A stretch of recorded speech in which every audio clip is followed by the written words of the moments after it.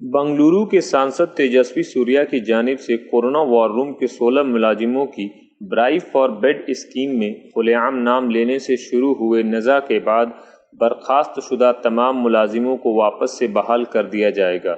نوکری دینے والی کمپنی کے 3 عہدیداروں نے اس کی جانکاری دی، حالانکہ ابھی تک اس کا آفیشیل تحریر جاری نہیں ہوا ہے۔ یہ معاملہ تب طول پکڑا جب بنگلورو کے بی جے پی سانسد سمیت کئی نیتا بروہاٹ بنگلورو مہانگر پالیکا بی بی ایم پی دفتر کے وار روم میں داخل ہو کر 16 افراد کو نوکری دینے پر سوال اٹھایا۔ غورطلب ہے کہ سبھی 16 نام مسلم ملازموں کے تھے۔ اس واقعے کا ویڈیو سوشل میڈیا پر کافی وائرل ہو گیا۔ نوکری دینے والی ایجنسی نے انہیں پیر کے روز سے واپس کام پر بلا لیں گے۔ وہیں بی بی ایم پی نے کہا ہے کہ یہ عارضی طور پر ہائر کیے گئے ملازم ہیں جس میں ان کا کوئی خاص کردار نہیں ہے۔